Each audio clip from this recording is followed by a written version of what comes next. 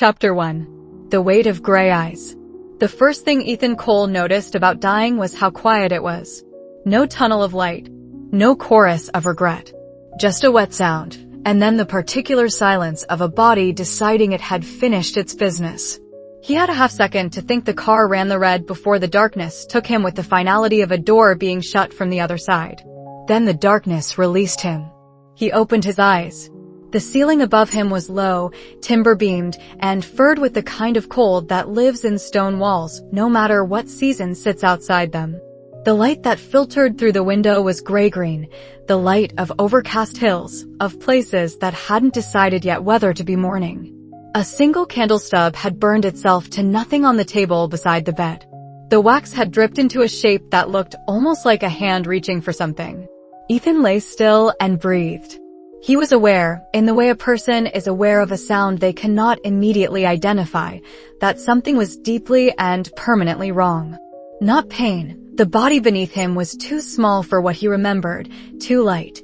A child's weight pressing into a straw mattress that smelled of dried herbs and years.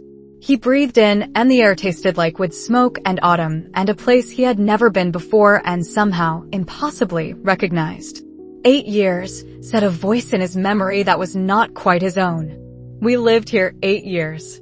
The memories came in the way water rises, not all at once, but steadily, filling every low place until there was nowhere left to stand that wasn't submerged. A mother's face soft, gone 3 years now from a fever and the smell of her hair. A father reading by firelight, his voice careful around difficult words. The scratch of a tutor's chalk. The weight of a wooden practice sword too heavy for small arms. The particular terror of the dark at the edge of the Barony road when the torch wasn't enough and the sounds of the frontier night came too close.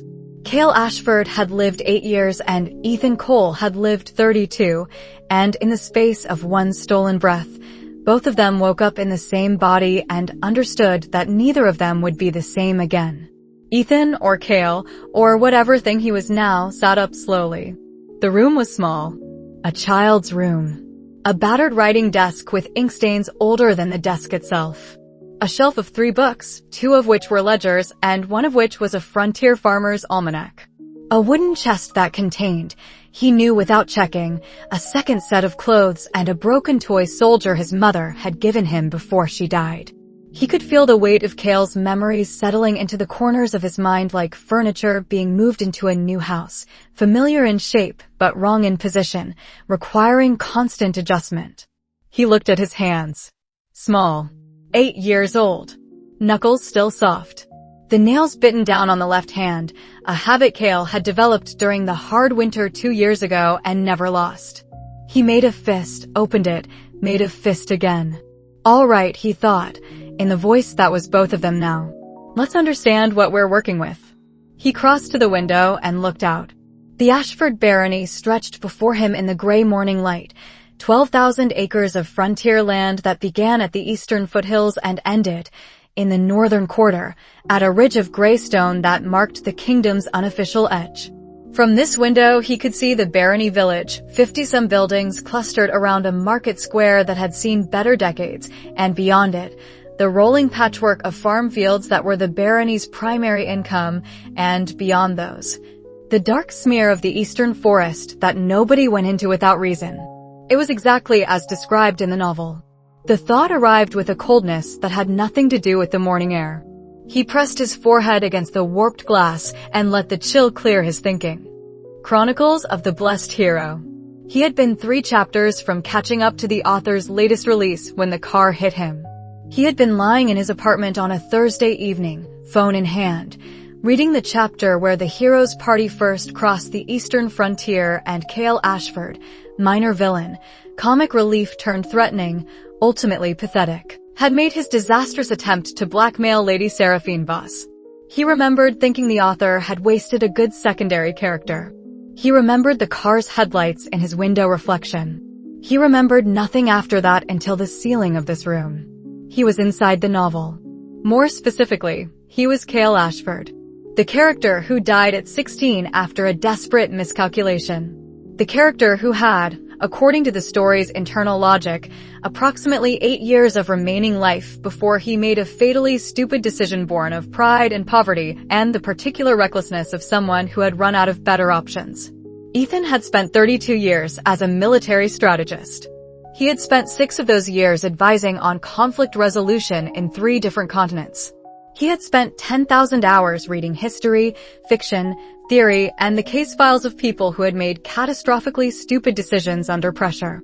He was not going to die at 16. He stood at the window for a long time, until the morning light shifted from gray-green to the thin gold of early autumn, until the first sounds of the Barony waking up reached him through the glass, and he thought. The novel's plot. What he knew. What he didn't know. The power system, aura ranks, magic affinities, the way the world's hierarchy worked. The political structure of the Valdris Kingdom, the major players, the key events. The timeline, 8 years until his death in the original story. 8 years was a lifetime when used correctly. He knew the broad shape of the next 50 years of this world's history as the author had sketched it. He knew who would rise and who would fall. He knew the villain's plan, or thought he did. The author had been building toward a reveal that Ethan had not yet reached. He knew one thing above everything else. The original Kael Ashford had died because he approached Lady Seraphine Voss from desperation and weakness. He had tried to use her. She had destroyed him for it, and she had been right too. He, whoever he was now, would never make that mistake. He pressed one hand flat against the cold glass and felt the whole weight of 2 lives settle behind his eyes like sediment finding the bottom of still water. It was not pleasant. It was not easy. But it was done, and done was what mattered. My name is Kael Ashford, he thought, testing the truth of it. I am 8 years old.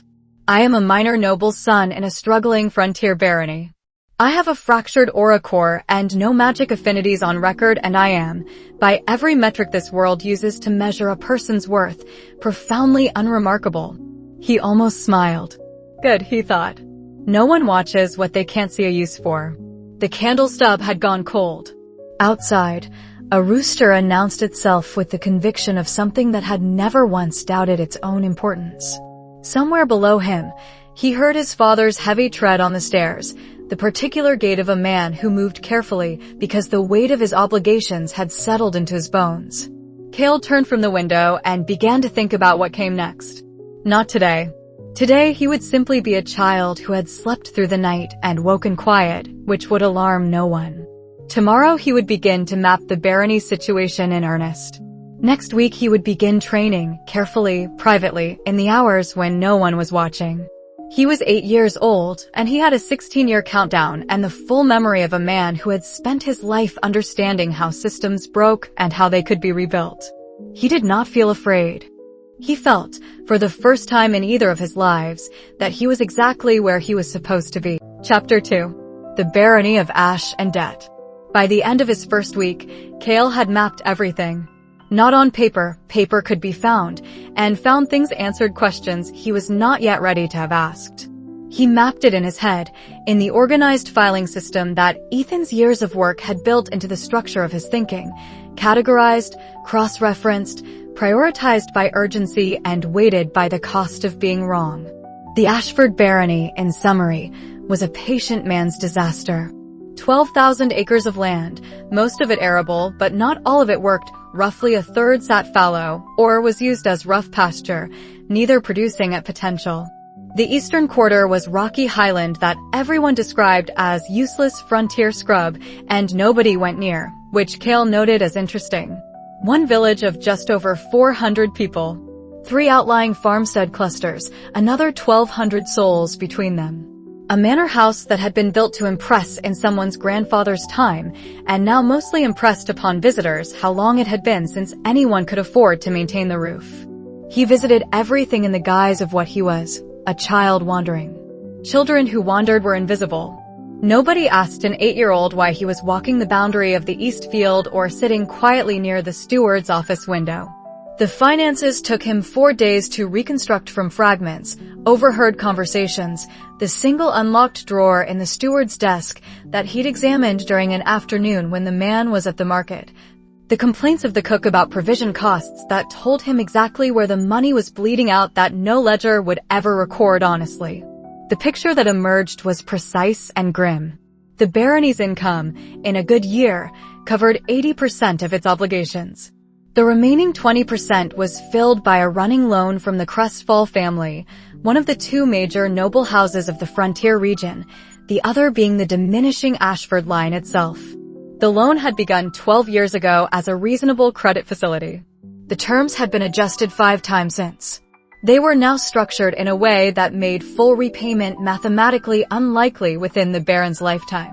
Kael sat with this information for a day before he let himself feel anything about it, and what he felt, once he allowed it, was a particular cold fury that surprised him with its clarity. Not at the Crestfall family, not yet. They were doing what families in their position did. At the situation. At the distance between what the barony was and what it could be, and how that distance had been created through 12 years of small decisions that each seemed reasonable and added up to a slow ruin. Baron Aldrich Ashford did not know he was being ruined. That was the worst of it. Kael had watched his father for a week with the attention he had once given to client assessments, measuring not what a person said, but how they moved, what they reached for when they were worried, where their eyes went when the conversation reached something they were afraid of. Baron Aldrich Ashford was 35 years old and looked 50. He was not a stupid man. He had a practical intelligence, a good memory, and a genuine care for the people on his land that Kael found unexpectedly moving. He was simply a man who had been trained to be a soldier and a lord, and had never been taught to be a politician, and politics was what his situation required. He had no one to tell him what he was walking into. That changes, Kael thought. Not today. Not obviously. But it changes. He made a list in his head, another mental document, kept in the careful shorthand he developed for the kind of work that couldn't be written down. Item 1. The Iron Deposit.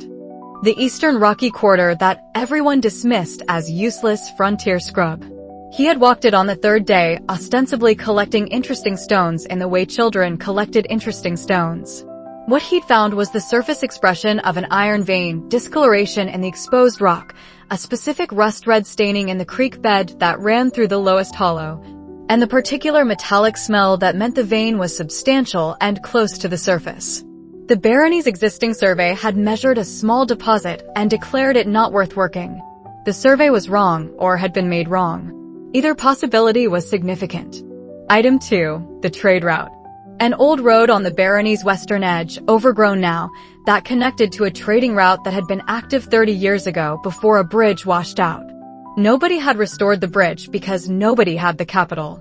Kael had walked the old road for half a day and found the bridge site, a stone foundation on both banks, the gap spanning perhaps 20 feet across a stream that ran knee-deep in autumn and would be manageable even in spring flood. The restoration cost would be low. The potential value is high. Item 3. The water. A natural spring in the barony's northeast corner, currently used only by a single farming family who'd built a house near it. The spring's output was consistent year-round. He could see the flow rate from the stream it fed, and the location was ideal for a mill. No mill had been built because no one had capital for a mill, and no one had thought the output justified one. Both assessments were wrong. Item 4. The people.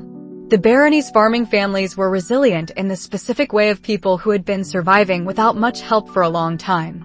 There was skill here. A blacksmith who made excellent hinges, but no plowshares because nobody had ordered plowshares. A woman on the northern farmstead who kept bees and made wax and had more product than she could sell locally. A carpenter whose work on the stable roof Kael had examined and found genuinely impressive. Underutilized capability everywhere he looked. And item 5, the most important and the most dangerous. Steward Marin. The steward was a thin man of 50 with the particular watchfulness of someone who processed information carefully before allowing it to reach his face. He was competent. The manor records were meticulous. The household ran on time. The accounts were balanced. He was also, Kael had concluded by the end of the week, not working entirely for the Ashford family. Small things. The way he paused before answering certain questions from Baron Aldrich, framing his responses. The routes he took when delivering correspondence, which passed by the village in more often than was efficient. The fact that his living quarters contained, behind a loose board Kael had discovered while exploring with the manner of an aimless child, 2 sets of correspondence materials, one matching the manor's official stationery, one in a different hand altogether on plain paper. He didn't know yet who Marin reported to. He suspected. He would verify before he acted, because acting on suspicion was for people who could afford to be wrong, and Kael had 8 years to work with and could not spend any of them on mistakes. He stood at the edge of the east field in the late afternoon light, watching the farming family's children chase each other through the stubble of the harvested grain, and thought about where to begin. The answer was where he could be invisible, where a small change would produce a large result and the credit would naturally fall elsewhere, where the cost of being noticed was lowest and the cost of success was highest, meaning the kind of change that once made was hard to undo. The trade route bridge. That was where he would start. Not today. Not this week. He needed to understand who controlled the old road's right-of-way, identify a merchant who had reason to want the route open, and create a situation where the conversation happened naturally through his father. Without any visible push from an 8-year-old boy with no standing and a fractured auricore. It would take 3 months, perhaps 4. He was not in a hurry. The patient disaster of the Barony had been building for 12 years. 3 months was nothing. The sun was setting in amber bars across the western field, and the farming children had been called in, and the frontier night was gathering its particular sounds at the edges of the light. Kael watched the darkness come in and felt, underneath the calculation and the cataloging and the steady work of understanding his situation, something he hadn't expected. He felt responsible. Not in the abstract way of a man who understood strategic obligations. In the particular way of someone standing on a specific piece of ground, looking at specific people going into specific houses, knowing that the gap between what this place was and what it could be was a gap he was capable of closing. That made it his. He hadn't anticipated that. He walked back to the manor in the fading light, his small boots leaving prints in the damp earth of the field, and thought about how strange it was to be given a second life and find that the thing it made you feel most was a sense of duty to people you had barely known a week. Father, he thought, with the precision of a man naming a variable in a calculation. I'll start there. I'll find a way to tell him what he's walking into. Not directly. Never directly, not yet. He was 8 years old with a fractured core and no standing whatsoever. But indirectly, carefully, in the way that water finds the crack in stone before it freezes, he would find a way. He went inside and sat at the dinner table and ate what was placed before him and listened to his father talk about the drainage problem in the south field, and he looked at Aldrich Ashford's tired face in the candlelight and thought, 8 years. We have 8 years. And I am not going to let this man spend them drowning quietly in water someone else poured. Chapter 3. The Boy Who Runs in the Dark. He began waking before dawn. The Barony's roosters called the morning at different times depending on how they felt about the previous night, and Kael had learned within 2 weeks that the most reliable signal was the particular quality of the silence that came just before the light. A held-breath quality, the world gathering itself for the day's noise. He was dressed and on the wall before the first gray crept over the eastern ridge. The manor's perimeter wall was 4 feet wide at the top and enclosed a courtyard of roughly 200 paces on a side. Running it was not glamorous work. He ran it 12 times before the household began to stir, not at the pace a child running for fun would choose, but at a pace calibrated to push the body just past the point of comfort and hold it there. He had calculated the training load against the body he was working with, 8-year-old joints, an underfed frame that had spent most of its short life mildly ill, and the particular fragility of growing bones that would not thank him for excess. He was not trying to build a warrior in 6 months. He was trying to build a foundation that could support a warrior in 6 years. He climbed the wall's corner towers instead of using the stairs. He did 20 push-ups against the inner wall face at each corner of the lap. On mornings when his arms refused the push-ups past the 10th repetition, he did not push harder. He counted what he had done and filed it as a data point and moved on. Progress was not inspiration. Progress was consistency measured honestly.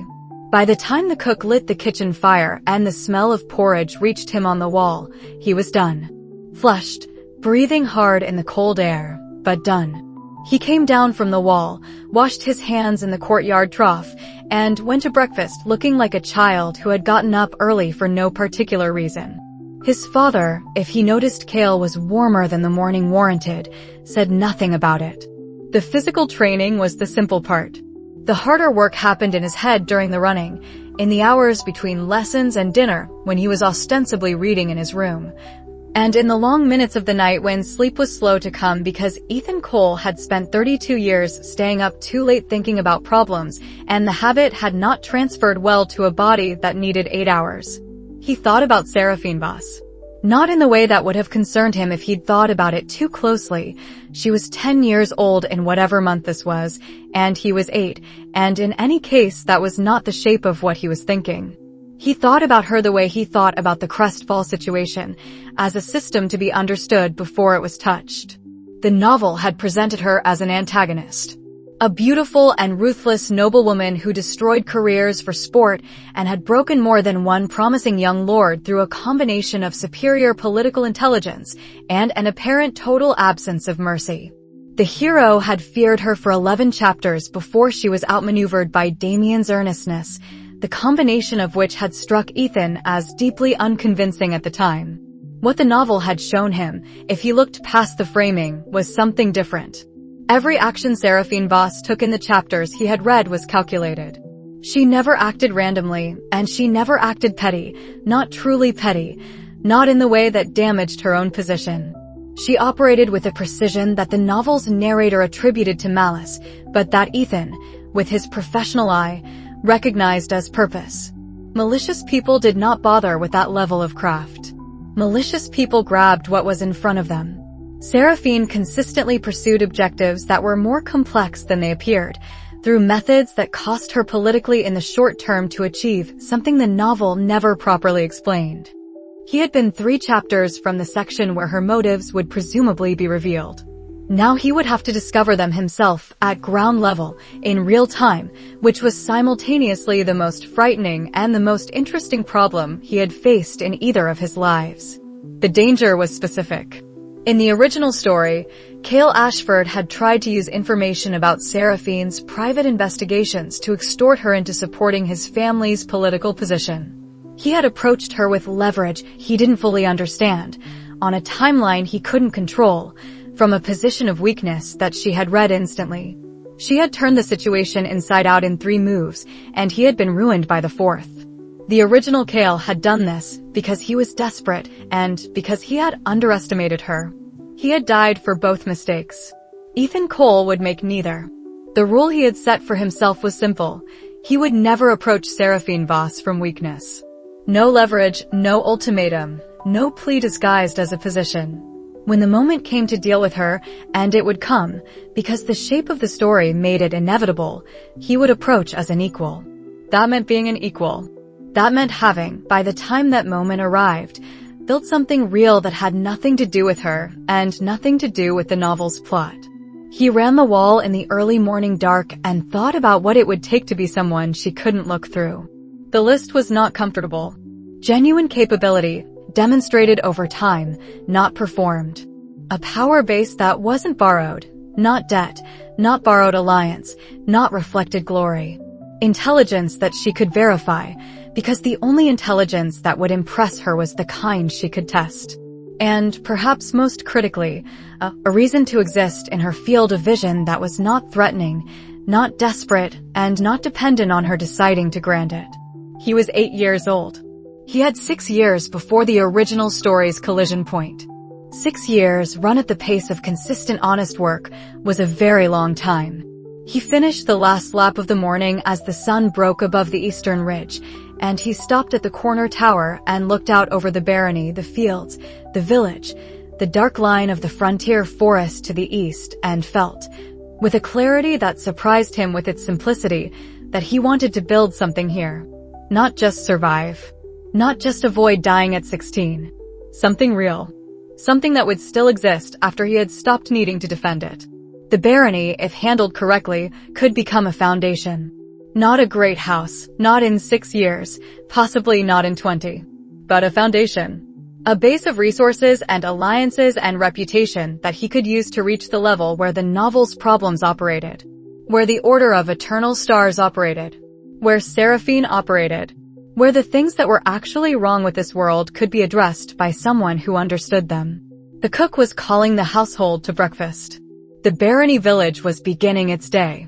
His father's voice carried up from the courtyard below, speaking to the stable hand about the draft horse's lame leg with the particular worry of a man for whom the horse was not replaceable. Kael came down from the wall and went to breakfast. He said nothing about the training.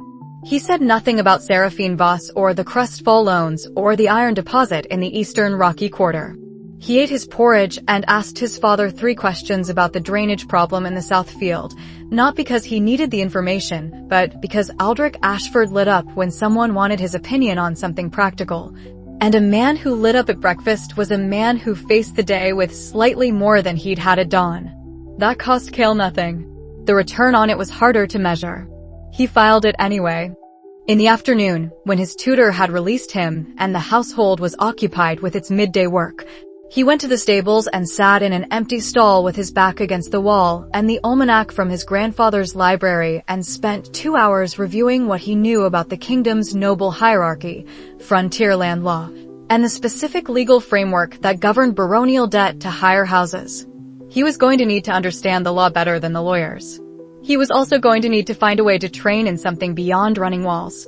He needed someone who could teach him to fight. Not spar, fight. The distinction was one the novel's power system made explicit. Aura-enhanced combat was not a skill that could be theorized into existence. It required an opponent who knew what they were doing and a training environment that simulated real pressure. He didn't have that yet. He would find it. He turned the page of the almanac and noted, in the way he noted everything, that the frost date for the Ashford region came earlier than the Central Kingdom average by approximately 3 weeks. This was relevant to crop rotation. He filed it next to the spring yield estimates. Outside the stall, the draft horse shifted its weight on its lame leg and breathed the deep, patient breath of something that had learned to wait. You and me both, Kael thought, without particular rancor. He read until the light failed, and then he went back to the manor and sat at dinner and listened to his father worry about the frost and said nothing. And went to bed and lay in the dark for an hour thinking about drainage patterns and bridge restoration costs and whether the lawyer in the market town 3 hours ride south was someone who could be trusted. Probably not. But he would find out. Chapter 4. Aldrich. It happened on the 14th evening. Kael had been waiting, without consciously waiting, for the moment he would understand his father. Not the facts of him, those had been assembled in the first week, catalogued with the same systematic attention he gave everything else. What he had been waiting for was the thing underneath the facts. The thing that made Kael Ashford the particular kind of man he was. It came the way most important things came, quietly and without announcement. Aldrich had been reading aloud from a book of frontier folk stories, a thick volume with a cracked spine that lived on the kitchen shelf between the spice jars and a jar of rendered fat. The tradition, Kael gathered from Kael's memories, had been his mother's.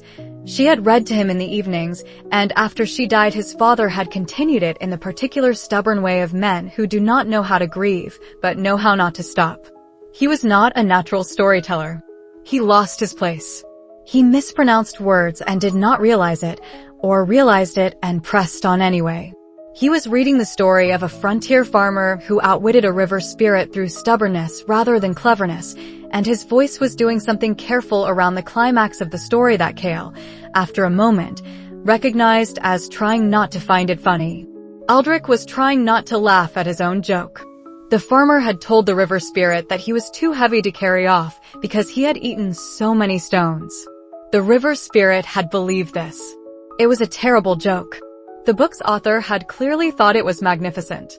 Aldrich was fighting himself and losing, and when the laugh finally escaped a short, surprised sound, immediately suppressed, he looked up from the page to find Kael looking at him. Sorry, Aldrich said, which was not quite the right thing to say, and was exactly what he would say. Kael said, without planning to, "What's funny?" Aldrich read the line again. Kael listened to it. He thought about it honestly. without the filter of his adult critical capacity. "Oh," he said. "I see. It's not a very good joke." "No. Your mother thought it was brilliant. She said anyone who couldn't find the farmer funny was taking themselves too seriously." Aldrich closed the book on his finger to hold the page. She was usually right about that kind of thing. Kael looked at his father and saw something he had not let himself see in 2 weeks of careful assessment. A man who was lonely in the specific and aching way of people who have had someone and lost them. Not devastated, the grief had been 3 years in the working and had settled into something livable. But present. A constant low-grade awareness of an absence that should have been a presence. He had catalogued Aldrich as a resource. A cover story. A person to manage and protect because protecting him served the Barony's stability. He sat with the feeling of that realization for a moment and found it uncomfortable in a way he could not immediately resolve. "She sounds like she was good at reading people," he said, which was a safe thing to say and was also what he actually thought. "Better than I was." Aldrich opened the book again, more to have somewhere to look then because he intended to continue reading. "Better than most. She could meet someone for 10 minutes and tell you their whole history. Not guess it, know it. I never understood how she did that." "Did you ask her?" Aldrich looked up. There was something in the look, not suspicion, not that. More like the expression of a man who has been surprised by a question from a direction he wasn't watching. "Not enough times," he said, after a moment.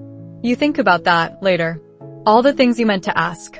He did not say anything after that, and Kael did not push it, because some silences were not meant to be filled, and he had learned, somewhere in 32 years of working with grieving clients and their impossible situations, when to be still. Aldrich read 2 more pages. The farmer outsmarted the river spirit a second time, this time through an act of pure mule-headed persistence that the book presented as heroism, and that Kael suspected was actually just the author not knowing how to end the story cleanly. Aldrich read it with the careful voice of someone trying not to have opinions about the material, which meant he had many opinions about the material. When he closed the book for the night and said the usual words, "Sleep well, don't stay up with the candle," Kael said, before he could think better of it. The farmer doesn't actually solve the problem.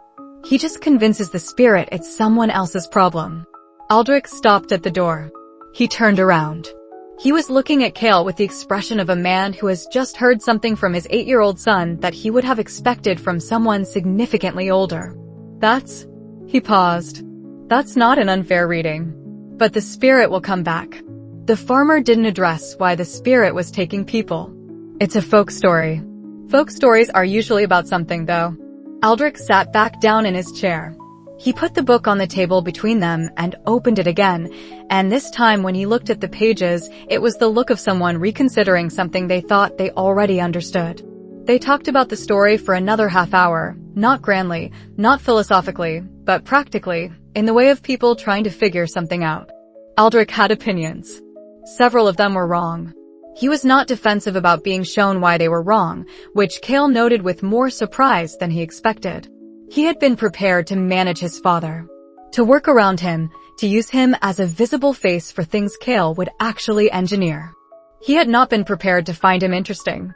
When he finally went up to his room, he sat on his bed in the dark and thought about the conversation with the particular attention he gave to things that did not fit his existing models. Aldrich Ashford was not just a cover story. He was not just the person who held the title and signed the letters and gave Kael the political legitimacy to operate. He was a person with opinions about folk stories and grief in his eyes, and the genuine laugh of someone who had been trying not to find something funny and failed. He was someone Kael's mother had loved enough to read to in the evenings, and he had kept reading after she was gone because stopping would have meant accepting that she wasn't coming back. That was not a man to be managed. That was a man to be trusted. The thought arrived carefully, like a foot testing ice before committing weight to it. Kael had not trusted anyone in Ethan's life.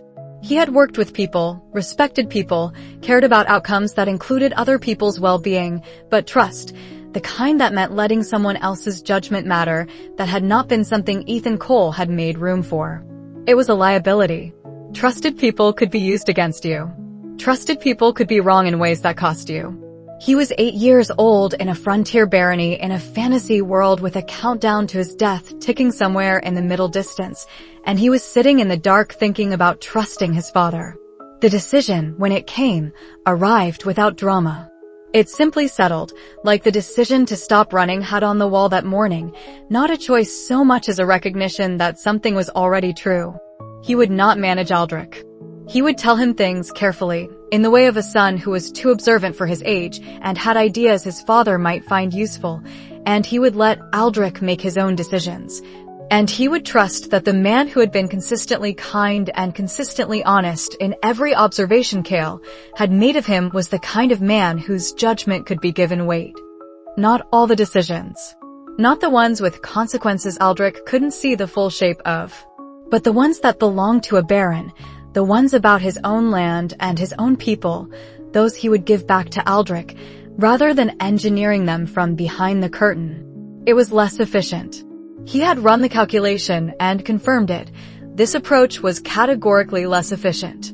He sat in the dark with that truth and found, to his own considerable surprise, that he did not particularly care.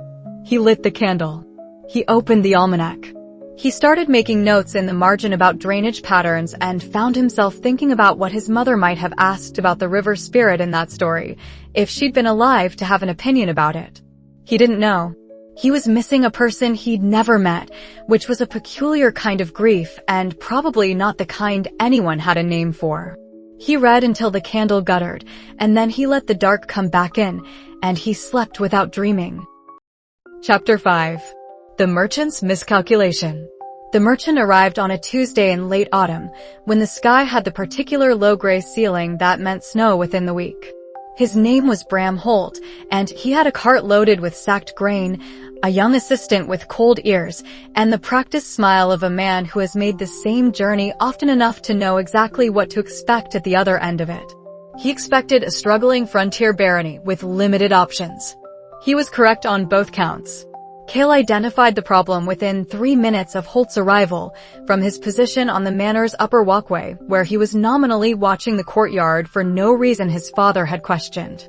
The cart's load was covered in oilcloth, but the weight distribution told him the grain was standard winter wheat, not the premium northern variety the merchant would certainly claim it was.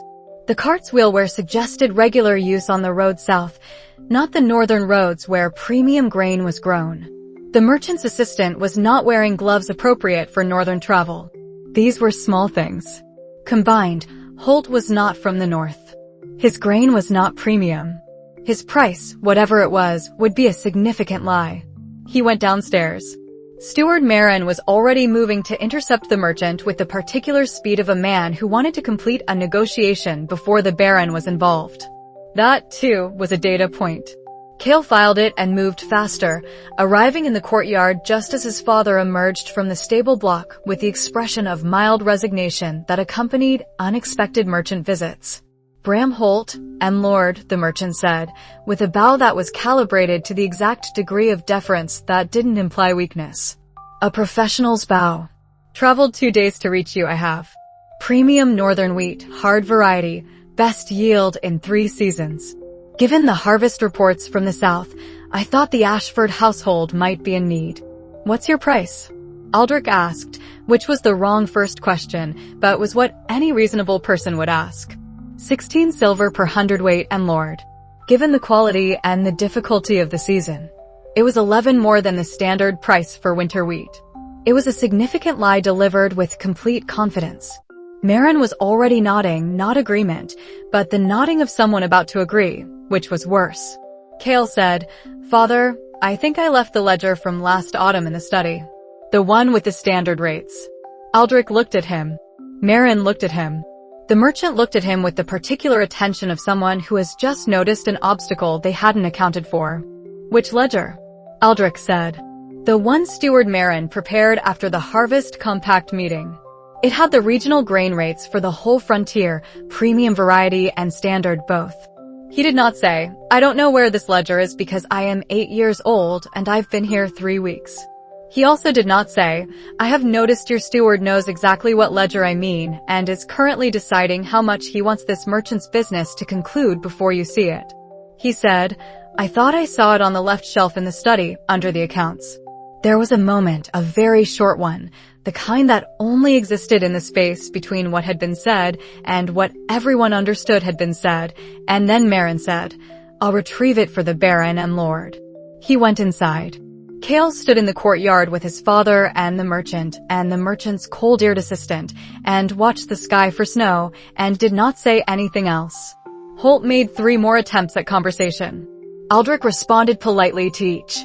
When Merrin returned with the ledger, which did exist, which was genuine, and which Kael had spent an afternoon reading 3 days prior for precisely this kind of occasion, and opened it to the relevant page, Holt's smile recalculated itself by several degrees. 42 silver per ton for premium northern hard variety, Aldrich said, reading from the ledger with the mild interest of a man for whom numbers were less interesting than horses. He looked up. That's 5 silver per hundredweight, Master Holt. Not 16. Those rates are from before the shortage and Lord. In current market conditions. Is your grain premium northern hard variety? Aldrich asked. Still mild. Still the expression of a man who would rather be looking at horses. A pause. Of a comparable quality, and Lord. Comparable in yield and so standard variety. Another pause. Shorter this time. The roads, and Lord. What rate do the roads suggest is appropriate? Holt arrived, after a moment's painful negotiation with himself, at a price that was 2 silver above the standard ledger rate, and which he presented as a significant personal sacrifice. Aldrich considered it. He looked at the ledger. He looked at Kael, who was still watching the sky for snow and might or might not have been listening. 1 above standard, Aldrich said. You drove 2 days, and the season is what it is. 1 above is fair. It was fair. Holt knew it was fair. The frustration of being outmaneuvered by someone who hadn't realized they were maneuvering him was visible in the set of his shoulders as he accepted the terms and directed his assistant to begin unloading. Merrin did not look at Kael as the negotiation concluded. This was also a data point. Later, after the merchant had departed and his father had gone back to the stables, Kael retrieved the ledger from the table where Aldrich had left it and returned it to its shelf.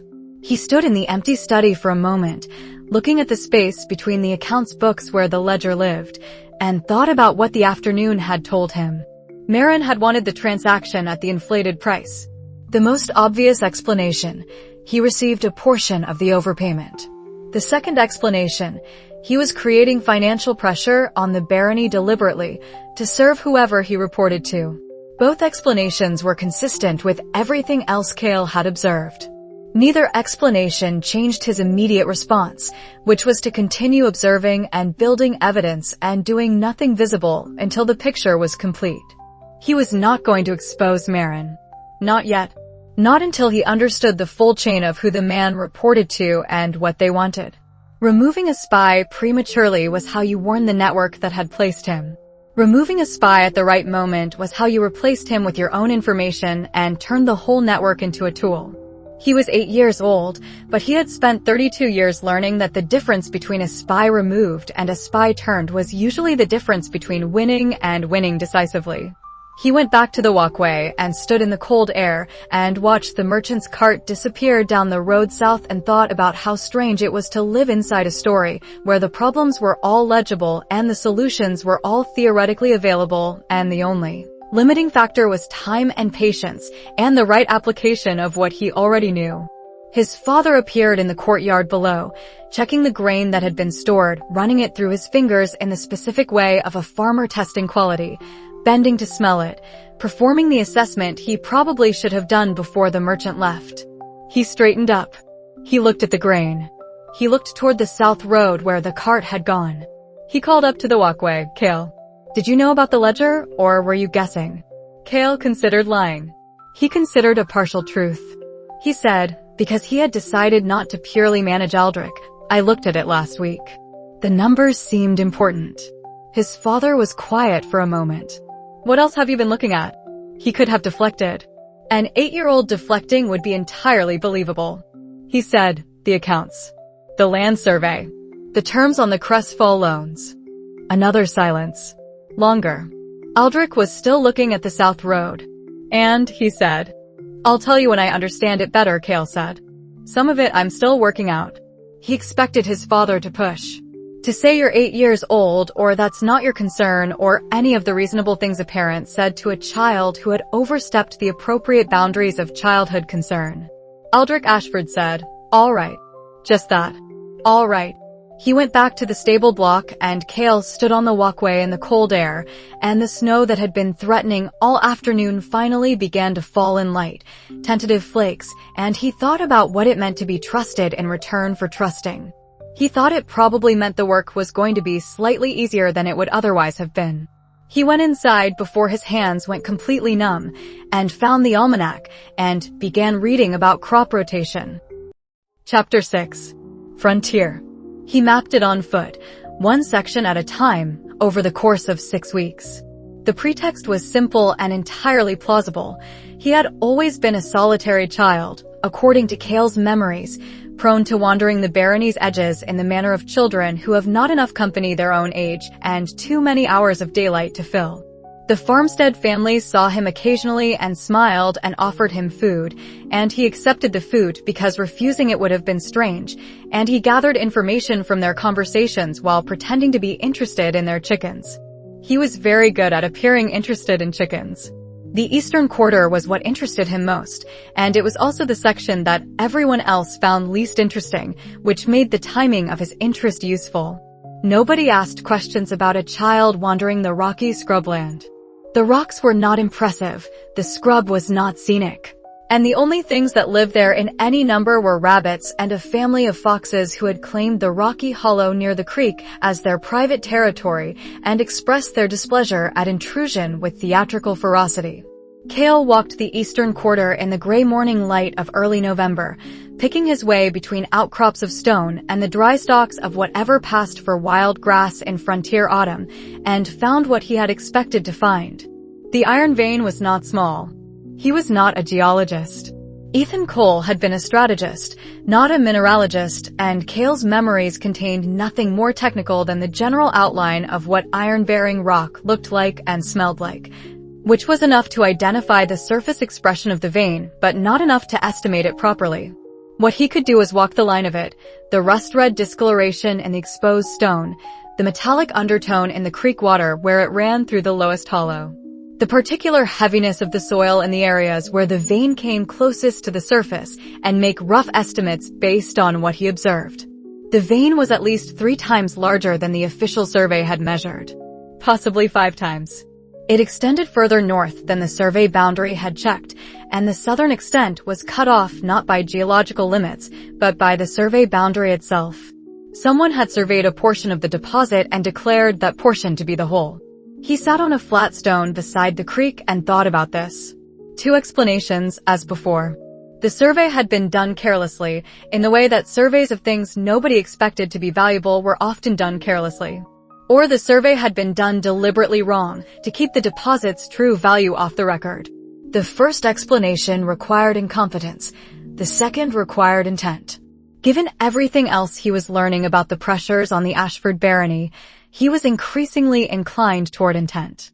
He recorded the vein's apparent extent in the only secure storage he had, his memory, which was the best kind of secure because it could not be searched, confiscated, or found. He walked the northern extension to its end and found it terminated at the ridge base, which meant the entire deposit sat within the Ashford Barony's territory by a comfortable margin. Then he walked back to the creek and watched the foxes for a few minutes, because they were genuinely interesting, and he saw no reason not to appreciate the things that were worth appreciating while he was doing things that weren't. The rest of the barony rewarded his attention in smaller ways. The spring in the northeast corner was as promising as he had assessed from the outside. He found the source, a seam in the hillside that produced a flow rate he estimated at significantly higher than the visible stream suggested, meaning the output was partially absorbed by the surrounding ground before it reached the channel. A properly constructed intake structure would capture the full flow.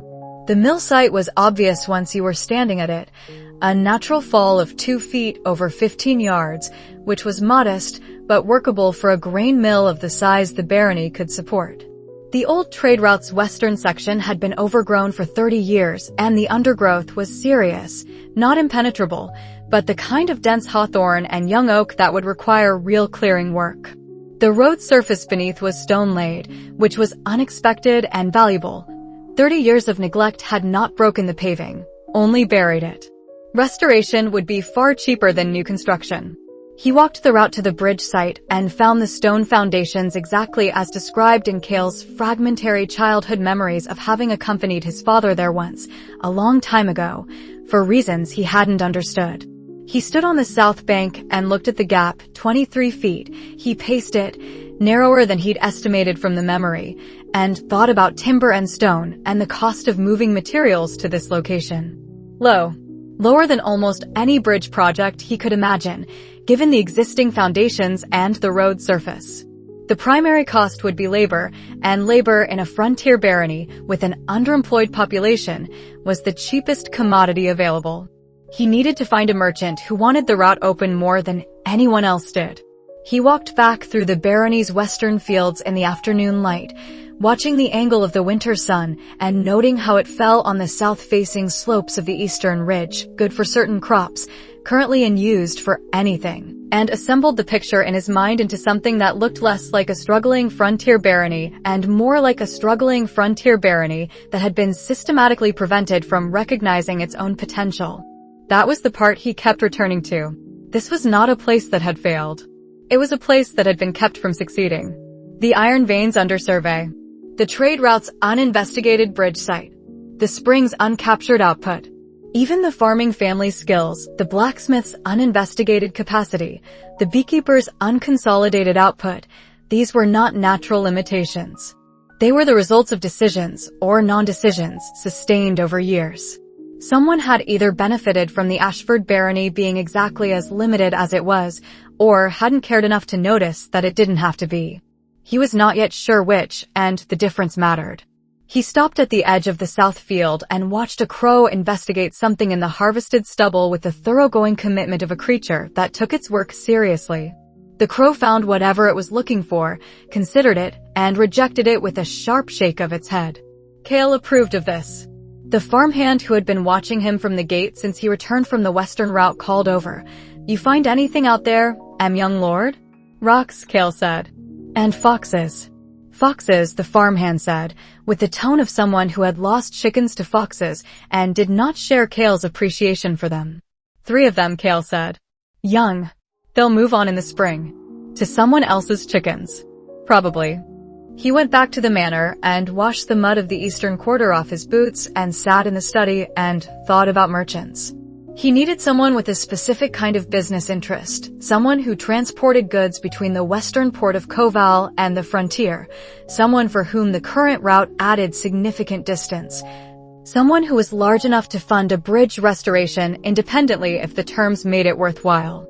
He did not know such a person. He did not know anyone in the capital or the port cities. He was 8 years old and had lived his entire life on a frontier barony. He thought about who did know such a person. Gareth. The odd jobs man who moved wrong for a simple laborer, who had been at the barony for 6 years and had, according to Kael's memories, occasionally received letters from places that were not local. A man with a history that was not what it appeared. He had been waiting for the right moment to approach Gareth. He was not sure the right moment had arrived. But the more he looked at what the barony needed, the more the answer pointed in directions that required someone other than an 8-year-old child to move the visible pieces. He needed a partner in this. Someone who understood enough to be useful without understanding enough to be dangerous. He was not sure yet whether Gareth was that person. He needed to know more. He picked up his grandfather's treatise on frontier governance and read until dinner, and afterward he lay in the dark and thought about what it would take to have an honest conversation with someone he had barely met, and whether the right approach was directness or something more oblique. By the time he fell asleep, he had decided. Directness. If Gareth was what he appeared to be, a man hiding a significant history in a minor role, then he would respond better to honest engagement than to the kind of maneuvering Kael had been practicing on everyone else. Some people saw the maneuver and respected it. Some people saw the maneuver and resented it. He did not yet know which kind Gareth was. He would find out tomorrow. Chapter 7. The Old Soldier. He found Gareth behind the storage barn, replacing the rotted lower boards of a fence that had been rotting for at least 2 seasons. The work was being done correctly. The bad boards had been fully removed rather than patched over. The replacement timber was properly seated, and the joints were being tightened in the sequence that would hold longest under winter stress. It was the work of someone who had been taught to do things right the first time. Kael stood at the corner of the barn and watched Gareth work for 2 minutes without announcing himself. Gareth did not look up. He finished seating the board he was working on, drove 2 nails with the efficiency of someone who had driven a great many nails in his lifetime, and then said, without turning around, either come around or go away, young lord. Watching from corners is bad for the eyes. Kael came around. Gareth was 58, or so the household record said, and the records were probably wrong by a few years in a direction that was hard to determine. He was built like someone who had once been considerably larger and had distributed the mass more evenly over time, broad through the shoulders, thick wrist, moving with the careful economy of a man who had learned to conserve effort because effort had a cost. His hair was gray and his face was the kind of weathered that came from years of outdoor work or years of difficult weather or both. His eyes, when he finally looked at Kael directly, were the pale gray of old stone and considerably younger than his face. He waited. Kael said, "You move wrong for a handyman." Gareth looked at him for a long moment. Long enough that most 8-year-olds would have shifted uncomfortably or qualified the statement or apologized for it. Kael did not do any of these things. He watched the older man's face and waited. Gareth said, "Define wrong. Every room you enter, you check the exits first. Your back is never to an open space. When you're carrying materials across the courtyard, you take paths that keep walls on at least one side. When someone calls your name unexpectedly, your hands move before your head does." He paused. "And you drove those nails in the sequence you'd use to reinforce a defensive fortification, not a fence." Gareth looked at the fence. He looked at the nails. He looked at Kael. He said. "I don't know what you are," Kael said. Former military is the obvious conclusion, but the level of the habit suggests something more specialized than standard infantry.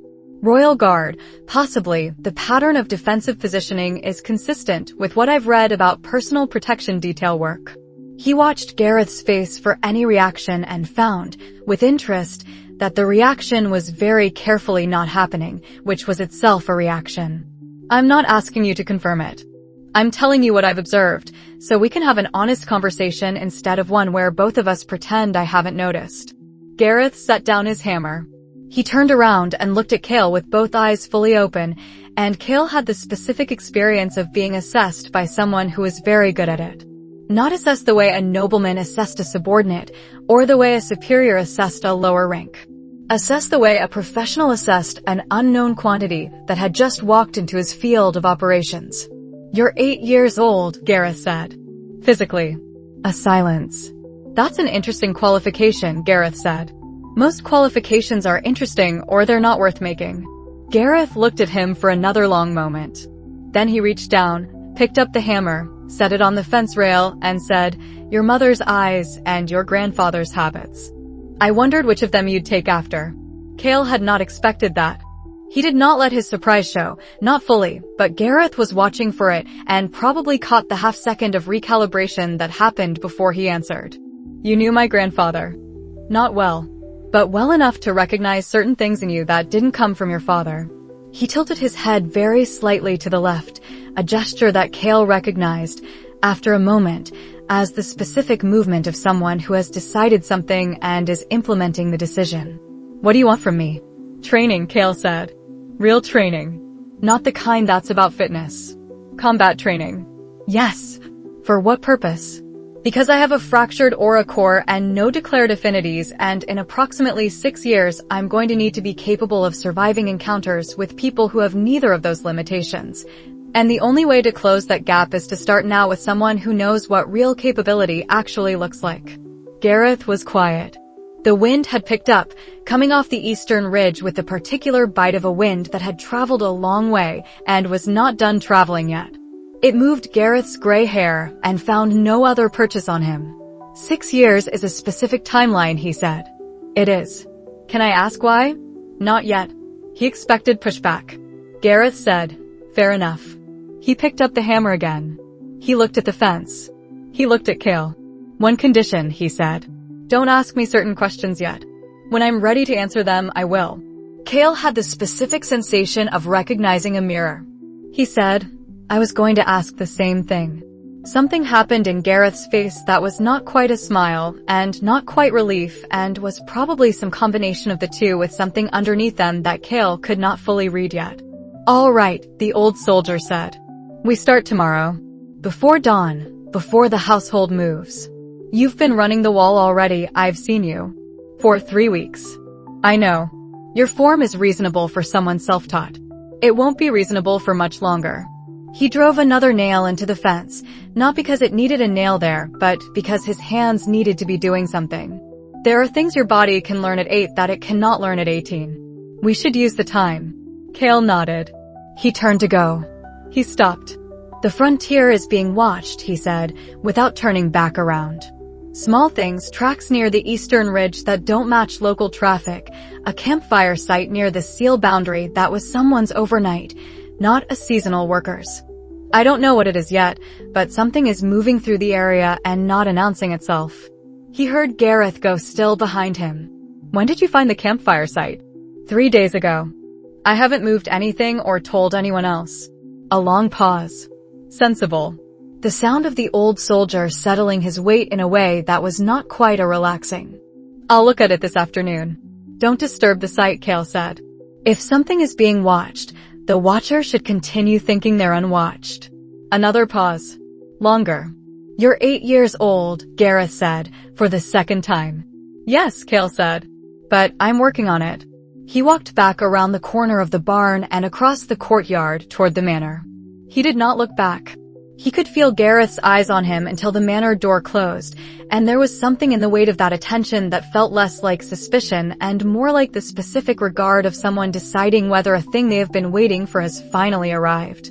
He went upstairs and retrieved the almanac and sat at his desk and opened it to the section on frontier soil conditions, which was what he was supposed to be studying this afternoon according to his tutor's assignment.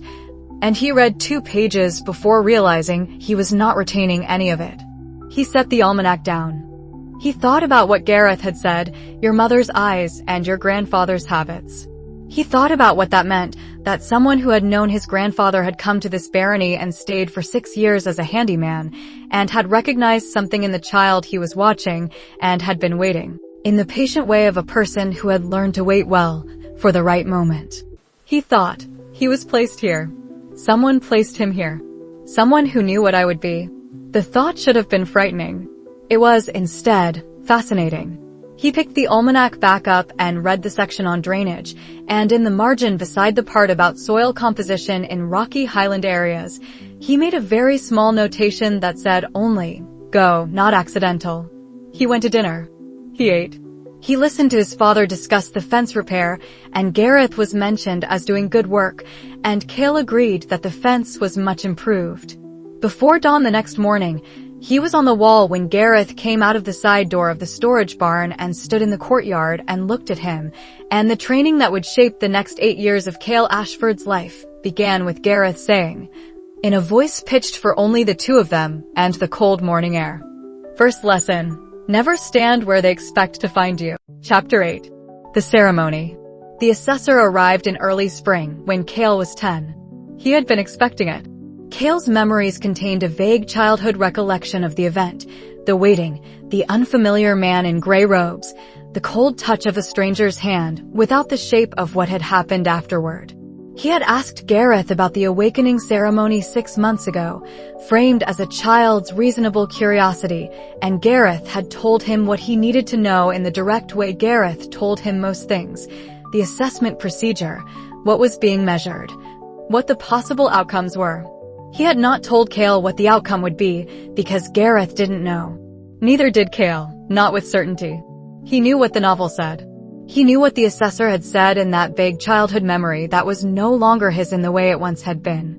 He did not know whether the thing inside him that he had been carefully not quite touching for 2 years was real, and if real, what it would look like to someone whose job was to read it.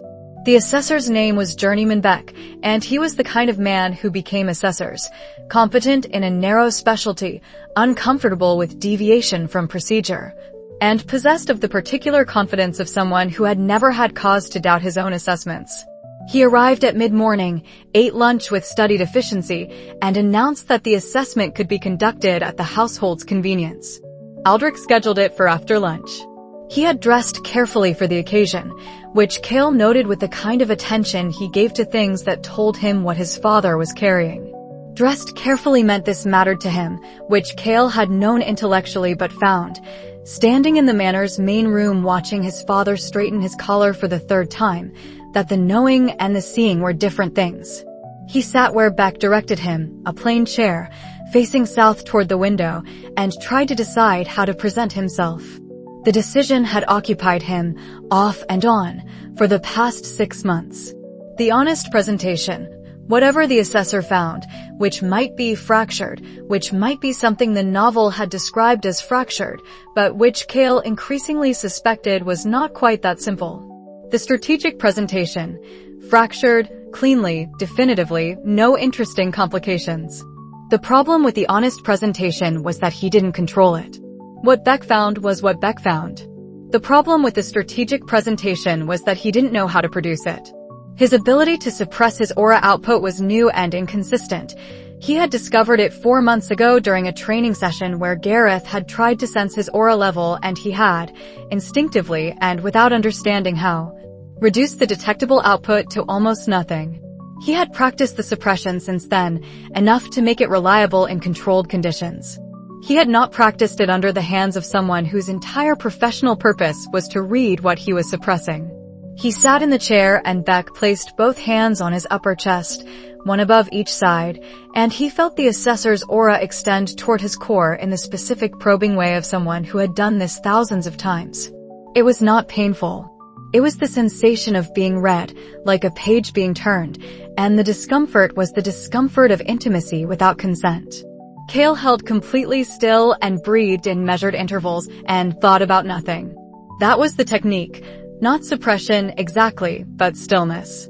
He had figured this out by accident in the 2nd month of practice.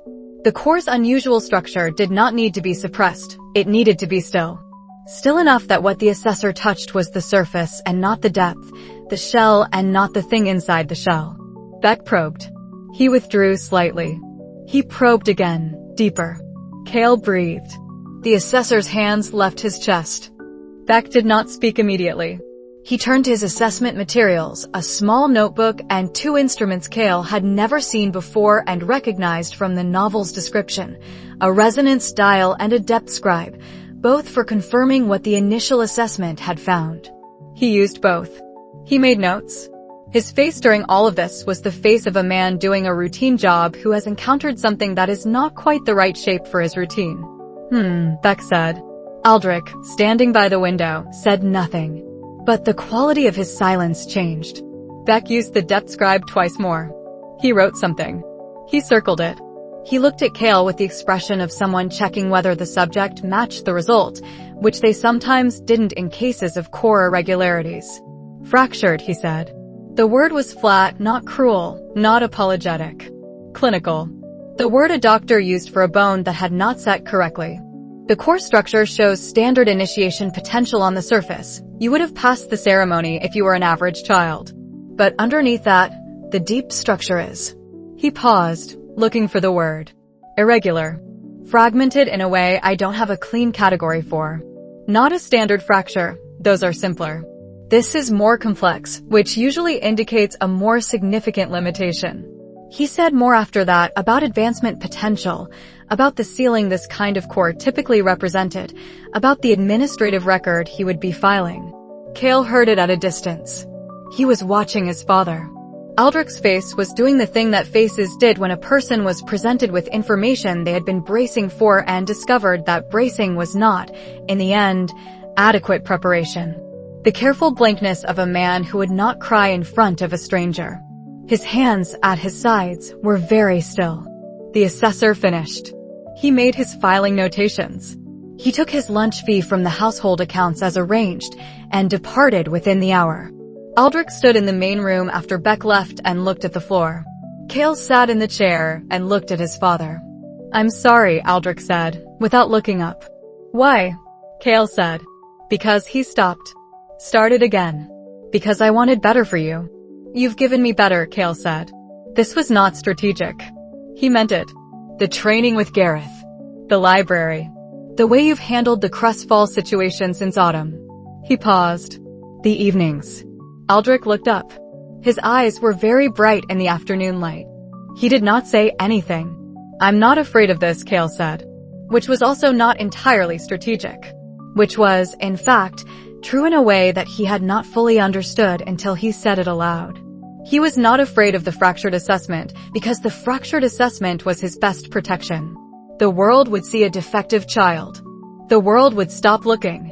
Everything he was actually building would happen in the space the world's lack of attention created.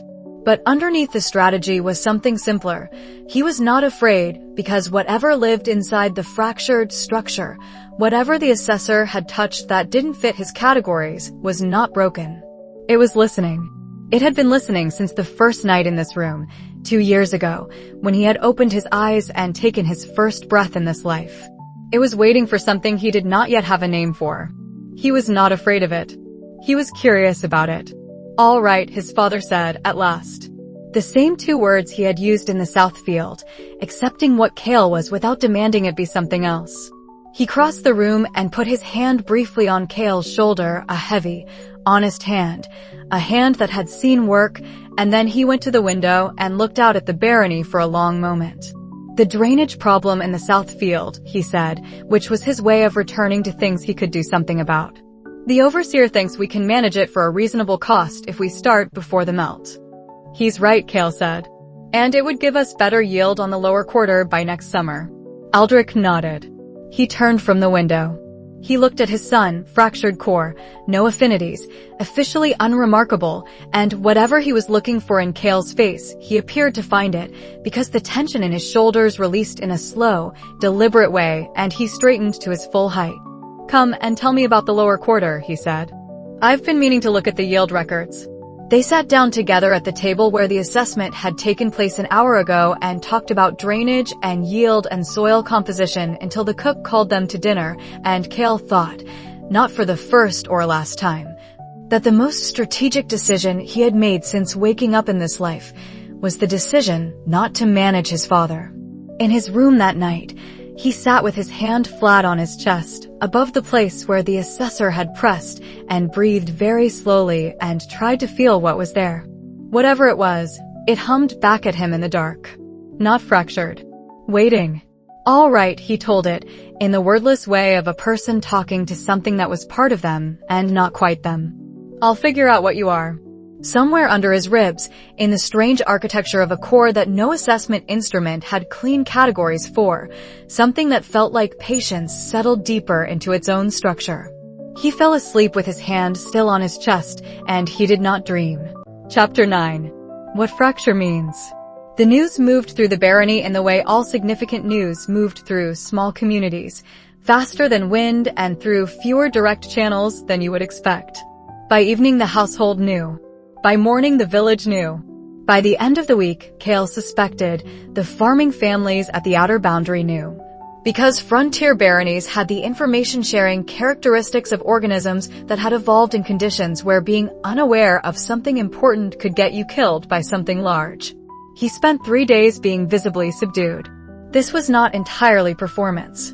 He had been, in those first hours after the assessor left, genuinely affected, not by the assessment itself, which he had expected and which suited his strategy, but by the look on his father's face. That had been real, and the real feeling required real time to move through him before it could be set aside. But by the 4th day, he was recovered, and he began the next phase of the management problem. He went to breakfast on the 4th morning, looking like a child who had decided something. Not cheerful, that would have been miscalibrated. Determined. The particular expression of someone who has been knocked down and is choosing to get back up, which was a story that people responded to in all cultures and across all power hierarchies, because it was the simplest of the stories that were also true. Kael had watched it work a dozen times from a strategic distance. He had never performed it himself. It turned out to be less difficult than he'd expected. Steward Marin's shift in manner was subtle enough that most people wouldn't have registered it. He was still correct in his address, still efficient in his work, still performing his role with the competence that made him valuable to whoever he reported to. But there was something in the way he looked at Kael now, or more precisely, the way he didn't look at Kael, that told the story of a man who had decided a problem had resolved itself. Marin had been watching him, Kael realized, with the low-level wariness of someone who had sensed a potential complication in his work. The fractured assessment had removed that wariness. Kael was no longer interesting to Marin. Good. He began, in his fourth morning determined manner, spending more time with his tutor, asking more questions about academic subjects, performing the role of a child redirecting from an ambition he could no longer pursue. The performance required consistency but not intensity. He simply needed to occupy the space where a fractured core child finding alternative purpose lived, and the people around him would fill in the rest of the story themselves. People were, on average, very good at completing narratives that matched their existing expectations. He categorized the household by loyalty potential. This was a task he had been doing informally since he arrived. The assessment made it more urgent, because the assessment would change some of the calculations. He went through the household staff one by one in his head, applying the same analytical framework he had applied to everything else. What did this person want? What were they afraid of? Who else did they report to? What was the cost of their loyalty, and what would be required to maintain it? The cook, Sarah, was loyal to the Ashford family in the uncomplicated way of people who had worked in one place for a long time and identified their own well-being with that place's stability. No concerns. The stable hand, Petr, was loyal to the horses, which put him approximately in the same camp as the cook.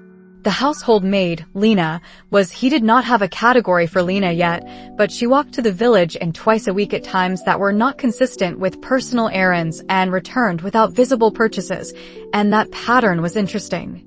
He put a small mental mark beside Lena's name and moved on. The assessor's departure had done one more useful thing. It had given Gareth permission to train harder. He had not said this directly. But the morning after the assessment, the training session that began before dawn had a different quality, not more intense exactly, but less careful. Gareth had been calibrating his instruction against an uncertainty about what was in Kael's core and what that might mean for how hard the body could be pushed. With the core officially assessed and officially limited, Gareth seemed to have concluded that the limitations he'd been working around were not there, or not in the way he'd feared. And the training sessions became what training sessions became when someone who knew what they were doing stopped holding back.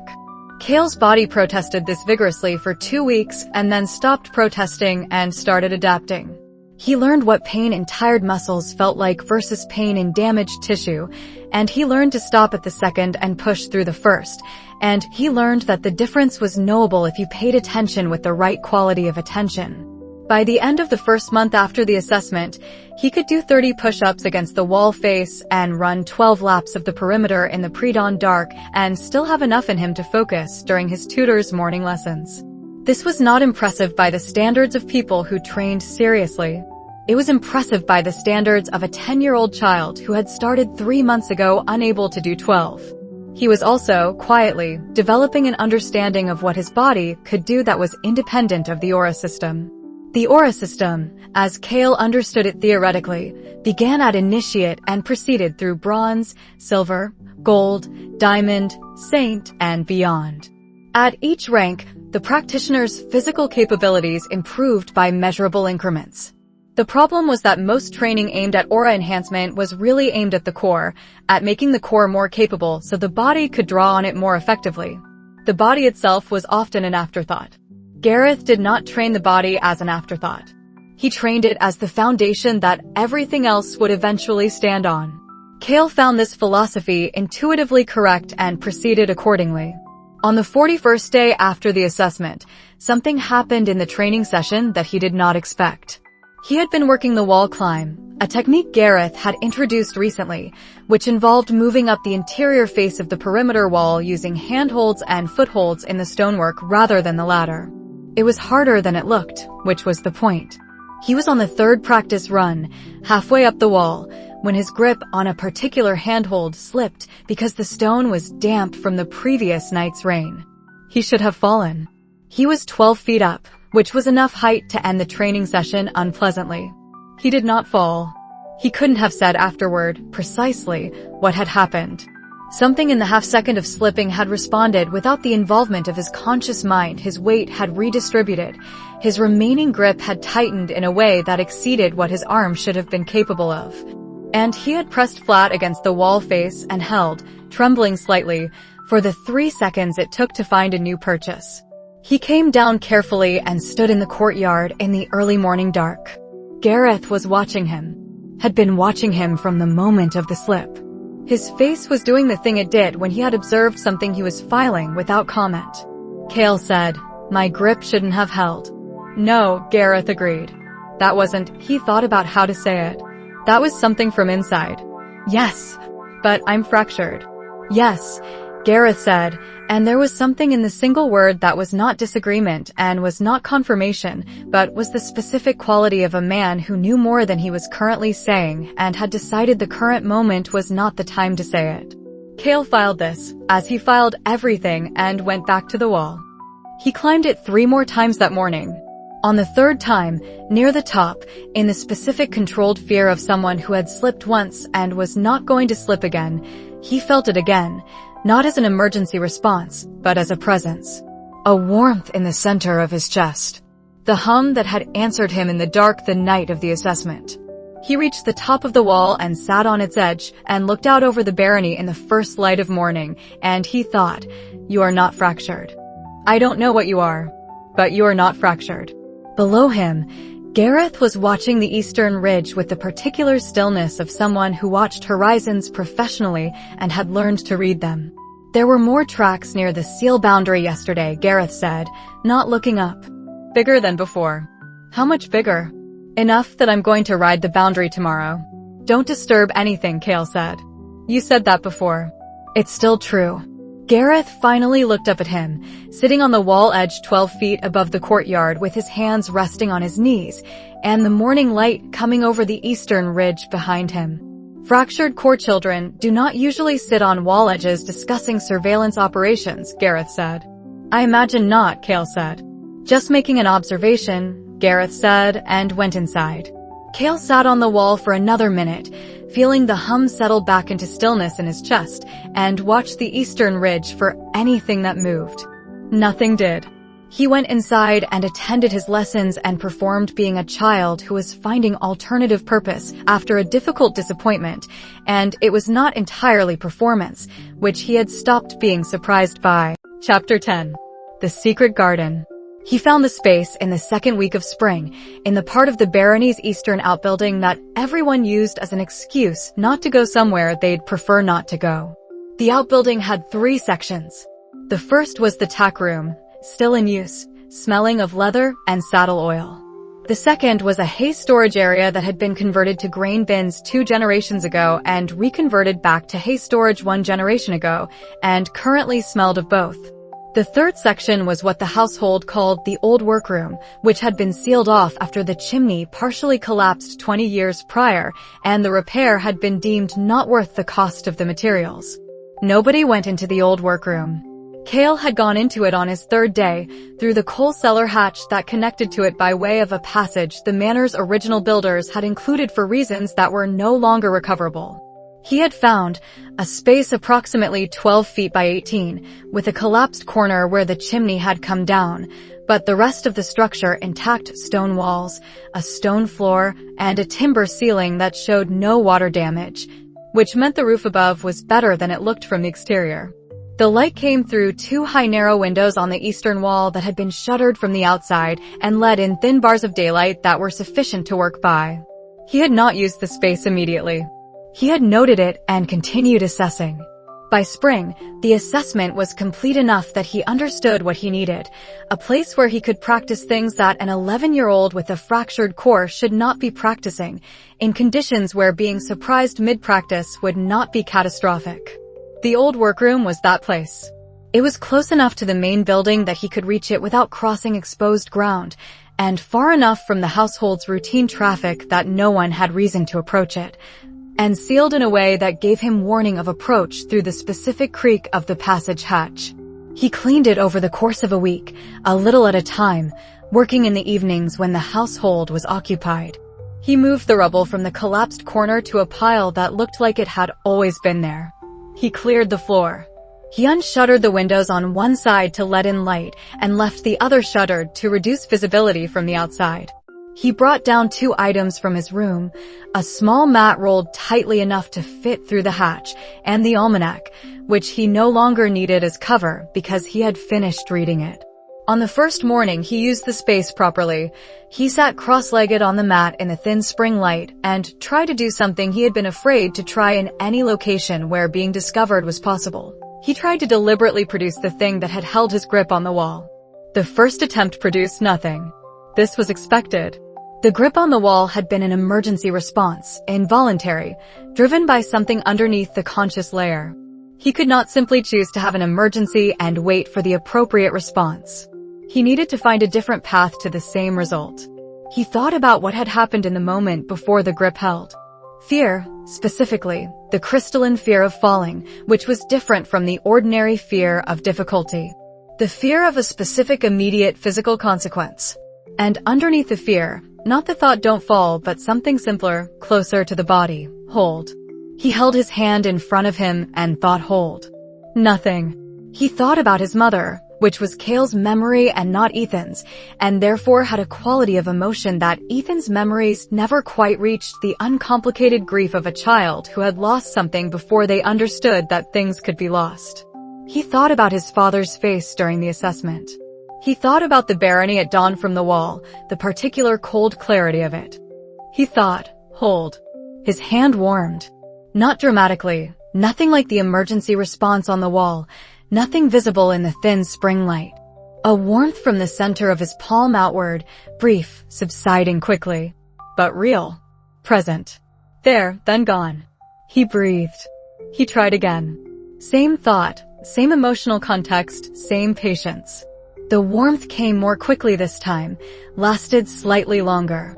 He was aware of the hum in his chest that he had come to associate with the core's passive presence, and he was also aware that the hum was slightly louder, or not louder, exactly, but closer. More present. Responding to something he was doing rather than simply existing in the background. He worked in the old workroom for an hour that morning and left with the following information. The core could be engaged deliberately, under specific conditions. Those conditions were not about effort or will in the way he had expected from the novel's descriptions of aura training. They were about clarity, about removing the space between intention and action, between what he meant and what his body understood he meant. He did not have words for this yet. He wrote nothing down. He sat with the understanding and let it become part of him in the way that the important things had been becoming part of him since he arrived in this life. Through repetition and attention and the patient work of being present to something that was stranger and more interesting than anything he had expected. On the third morning, Gareth came to the old workroom. Not into it, Kael heard the creak of the passage hatch and had enough time to be sitting calmly on the mat before Gareth appeared at the interior threshold, surveyed the space with the professional sweep of a man who catalogued rooms by habit and said, "I wondered where you'd found. How long have you known?" 3 days. You leave the hatch slightly warm from where you've been holding it. The coal in the cellar hasn't burned since last winter, so anything warm is you. He looked at the cleared floor, the positioned windows. What are you doing here? Kael thought about deflecting. He said, trying to figure out what my core actually is. Gareth crossed the threshold and sat down on the rubble pile in the collapsed corner with the ease of a man comfortable in crumbling spaces. He looked at Kael for a long moment. What have you figured out? That it responds to clarity. Not effort, not will the way the texts describe will. Something more like. He reached for the word. Precision. When the intention and the body's understanding of the intention are exactly aligned, something happens. Gareth nodded, very slowly. That is not, he said, how standard cores are described. No, it's not how fractured cores are described either. No. A silence. The spring light moved in the narrow windows. I've seen 3 fractured cores, Gareth said. I told you that. One of them belonged to a saint. He paused. What I didn't tell you then, and what I want to be careful about telling you now, because I don't have all the information, and I think information given wrong is sometimes worse than information withheld. Is that what you're describing is not inconsistent with what I saw in that saint's early training. Kael went very still. You worked with a saint, he said. Trained under one, briefly, when I was young, and he was already old. He was past his saint threshold by a long margin when I knew him. But he talked sometimes about what the core had felt like before it found its shape. Gareth looked at his hands. He said it had felt like listening. Like something inside him that was paying attention to everything, waiting to understand. The hum in Kael's chest moved. Not louder, not stronger, just, yes. I'm not telling you that you're a saint, Gareth said, with the directness of someone who was very aware of how what he'd just said could be misread. I'm telling you that there's a category of core development that assessment instruments are very bad at reading and very quick to declare fractured, and that what you're experiencing is consistent with that category. I don't know more than that. I don't think you should know more than that right now. Why not? Because information that exceeds your current capability to act on it is usually a liability. He stood. Train in here as long as you need the privacy. When what you're doing becomes something that can survive being seen, we can move it back to the courtyard. He left the way he had come, through the passage hatch, with the particular quiet of someone who had learned long ago how to move through spaces without leaving impressions. Kael sat in the spring light and thought about a saint who had described his early core as something listening. He thought about the hum under his ribs, patient and particular. He thought about everything he had read in the texts about core development and realized that almost none of it described what he was experiencing, because almost none of it was written for what he was. He held his hand in front of him. I'm listening too, he told whatever was inside him, in the silence of the old workroom that smelled of coal dust and cleared rubble and the specific quality of a space that has been claimed and made private. The hum answered not with sound, not with warmth, but with the sense of something that had been waiting a long time, acknowledging, for the first time, that the waiting was over. He stayed in the workroom until the morning light shifted enough that he could tell it was time for his tutor, and then he rolled the mat and left the windows as he'd found them and climbed back through the passage hatch and went to his lessons, and spent the afternoon in the particular state of mind of someone who has found the edge of something vast and is deciding how to begin.